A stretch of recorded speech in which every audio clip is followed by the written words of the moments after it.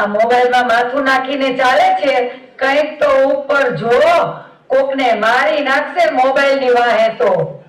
Oh my God. Sorry, auntie, sorry. Just chill. Just chill. એ ચીલના દોડા, ચીલવારીનો આવ્યો મોટો. એ કોણે કીધું હે ચીલનો ગોગો? એ તો મારો દીકરો છે, મારા જીગરનો ટુકડો. કોણ બોલ્યું હે? એ કોણે કીધું વાડી? મેં કીધું એને. આ અંગ્રેજને ઉપર જોઈને ચાલતા તો શીખવાડતું. અરે તું તો જૂનાગઢ વાળા જયંતિભાઈની શીતલી કે નહીં? એ હા હો. ને તું? હા, ઓલા જામજોધપુર વાળી કલ્પના કે નહીં? હા, તે તું અહીં ક્યાંથી? અને આ તારો દીકરો છે? હા હો, આ મારો દીકરો જય. હમણાં જ ન્યુઝીલેન્ડ થી ભણીને આવ્યો છે. મારો લાલ ભણવામાં બહુ જ હોશિયાર છે હો મારો દીકરો. જય, આંટીને જય શ્રી કૃષ્ણ કર. Hello, auntie. JSK. What's up?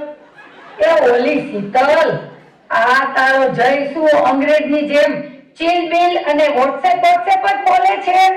એ આપણા સંસ્કાર ક્યાં ગયા ભાઈ? એલા જય, બરાબર જવાબ આપ. તું તો મારું નાક કપાવીશ હો. Auntie, સંસ્કાર. Oh, manners. Manners તો છે જ મારામાં. એટલે જ તો તમને કહ્યું JSK. JSK એટલે શું? JSK આંટી, જય શ્રી કૃષ્ણ. શું આંટી તમે પણ? ઓહો, JSK એટલે જય શ્રી કૃષ્ણ. વાહ, બહુ હારું દીકરા, બહુ હારું હો. કીધું ને મેં તને કલ્પના, મારો દીકરો છે મારો. એના સંસ્કાર ક્યાંય ના જાય હો. એ સાચી વાત તારી હો. તો કઈ બાજુ આયલી આ મા દીકરાની જોડી? નેનસોમ આંટી, નેનસોમ. રે નેન હોમ શું વળી? આ શું બોલે છે શીતલ? અરે કલ્પના, એ તો એમ કહે છે નેનસોમ એટલે નાનીનું ઘર, મારું પિયર. હે ભગવાન, આ ખરું અંગ્રેજ જાનવર પાળેલું છે તે હો. આને કઈ ગુજરાતી બોલતા આવડે છે કે નહીં? યો આંટી, કેમ છો? મોજા છો ને મોજા? હે ભગવાન, એ જય મોજા નહીં, મજામાં છો ને? મોજા એટલે તો શોખ થાય. અરે કલ્પના, આ મારો દીકરો છે ને, ગુજરાતી એને આવડે તો ખરા, પણ એને એવું થયું ને કે ન્યુઝીલેન્ડ જઈને ગુજરાતી અને અંગ્રેજીની ખીચડી થઈ ગઈ. હા ઓ, આ નવી પેઢીના છોકરાઓને મોબાઈલ વગર હાલે નહીં, એસી વગર હુવે નહીં, અને પીઝા વગર ખાય નહીં, અને ગાડી વગર ક્યાંય જાય નહીં. All is right auntie, but I love રોટલાનું શાક, રીંગણનો ઓળો, ઓટલા પર બેસવાનું ને ખાટલા પર સૂવાનું, all in one. ને હા, I love our culture and respect elder too. અને હો આંટી, આખી દુનિયા હું ફર્યો, પણ જન્મભૂમિ જેવી મજા ના આવે. સારે જહાં સે અચ્છા હિન્દુસ્તાન હમારા. એ વાહ વાહ શીતલ, તારો છોકરો તો ખરેખર સંસ્કારી છે હો. હા, ત્યારે તો કહું, આ જય ભલે આખી દુનિયા ફેર્યો, પણ આપણી રૂઢિ ને કલ્ચર ને ભૂલ્યો નથી. એ હારું હારું, બીજું હું હાલે છે શીતલ? અરે આ બે કોણ આવે છે? હે જય શ્રી કૃષ્ણ, કેમ છો? અરે આ તો સુમિત ને તુષારભાઈ. આ બંને ભાઈઓની સવારી ક્યાંથી આવી ભાઈ? અરે જય શ્રી કૃષ્ણ, આ તો મહેમાન આવે છે તેમને લેવા. આજકાલ તો બધા ફોન પર ઇન્ફોર્મ કરે એટલે સ્ટેશન લેવા આવવું જ પડે ને. હા હો, પહેલા તો મહેમાન સીધા બારણે આવતા, ને હવે તો આવું અચાનક કોઈને ગમે પણ નહીં. બધા એમ જ કહેતા હોય કે ફોન કરીને જ આવજો હો. એ હાલો હાલો કલ્પના, આપણે ટ્રેન આવી ગઈ.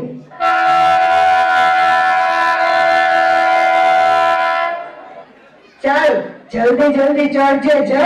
આ તારું ન્યુઝીલેન્ડ નથી, અહીં તો ધક્કા મૂકી થશે ને તું તો એક્સક્યુઝ મી કરતો રહી જઈશ. એ ચાલો તુષારભાઈ, સુમિત, આવજો, મળીએ પછી. અરે અરે જો હજી અહીંયા પહોંચ્યા નથી ને તૃષાએ ફોન કરવાનું ચાલુ કરી દીધું. શાંતિ નથી આને ક્યાંય. તારી ભાભીનો તો રોજ સાંજ પડે એટલે ફોન આવી જાય. ફોન ઉપાડીએ એટલે પહેલો સવાલ, ક્યાં છો, ક્યારે આવશો અને શું જમશો?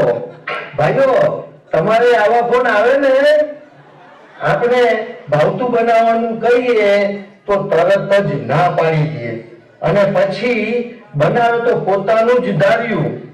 અને આજકાલ તો ડુંગળીની આઈટમ બનાવવાનું કહીએ તો બોલો મોંઘવારી નડે અને પાછું હોટલમાં જમવાનું કહીએ તો મોંઘવારી ના નડે ભાઈ. હા ભાઈ, પણ ડુંગળીના ભાવે તો ડોલરને નીચો કરી દીધો. આમાં આપણું ઇન્ડિયા ક્યાં પાછળ છે? અને ખબર છે તમને, હમણાં અમારા સ્ટાફનામાં લગ્નમાં તો કે એને 5 કિલો ડુંગળી ગિફ્ટ બોક્સમાં આપી. બોલો. અરે આ જો હજી ફોન જ કરીએ જાય છે તૃષા. આ અમારા લગ્ન થયા ને ત્યારથી બસ ટક ટક કરીએ જાય. તમે આમ ના બોલો, તમે આમ ના ચાલો, તમે આવું ખાવું જોઈએ, તમારે આવા કપડાં પહેરવા જોઈએ. બસ તને તેની બધી વાત પણ માનવી પડે. અને હવે આજે શું કહે ખબર છે? તમે તો સાવ બદલાયા જ ગયા. એલા, મને બદલ્યો કોણે? આપણે ક્યારે તારી ભાભી સામે મરચા જેવા તીખા થાય તો તરત જ બોલે કે તમે ગમે તેવા તીખા મરચા જેવા હો, પણ મને દરેક મરચાનું અથાણું બનાવતા આવડે છે હો. આમાં ભાઈ આપણી બોલવાની હિંમત ક્યાં થાય? અને ભાઈ, મારી વાડીની વાત તો સાંભળ. મને કે તમને મારી ખબર જ નથી.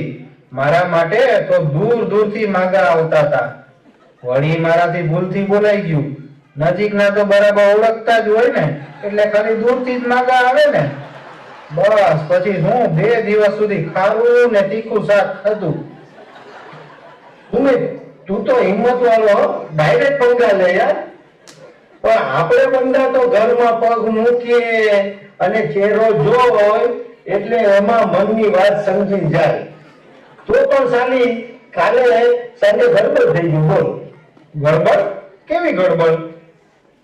અરે મેડમે કીધું કે આજે હું જમવાનું નહીં બનાવું. મેં કીધું કેમ? તો તે થાકી ગઈ છું રાંધી રાંધીને.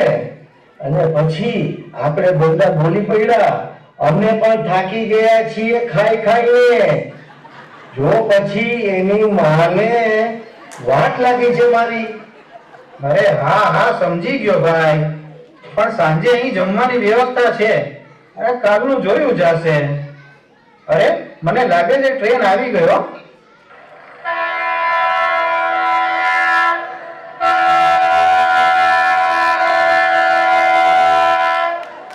એ સુમિત, તુષારભાઈ, અહીં આવો અહીં.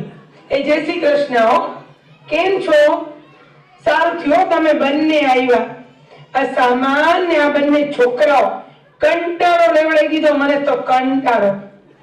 એ હાલો હાલો, ઉપાડો આ બધું, ઉપાડો ઉપાડો. બેન, કઈ વાંધો તો નથી આવ્યો ને મુસાફરીમાં? વાંધો? શું વાંધો? આ રાજધાની જેવી બેકાર ટ્રેનમાં તો ટિકિટ જ ના લેવાય હો. હે? તો શું વળી, આ થેપલા, છુંદો, સૂકી ભાજી, ખાખરા, મસાલા છાશ ને વળી આ કાકડી કેરી ને ગાજરનું કચુંબર બધુંય વધી પડ્યું આ ટ્રેનમાં. એ તો બેન હાઈફાઈ ટ્રેન છે, તેમાં તો ખાવાનું મળે જ ને. એમાં શું હાઈફાઈ? મજા તો પહેલા આવતી. 2-3 દિવસની મુસાફરી કરીએ ને ખાતા ખાતા જઈએ. આ તો ના અંતાક્ષરી રમવા મળી ના પત્તા રમવા મળ્યા. એટલે જો ટ્રેન શાંતિથી પહોંચાડે તો ખાવાનો આનંદ મળે ને રમવાની મજા આવે. ચાલો ચાલો હવે ઘરે જઈએ. ચાલો ગાડીમાં બેસો. મામા મારા ગાડી લાયા બપમ બપમ.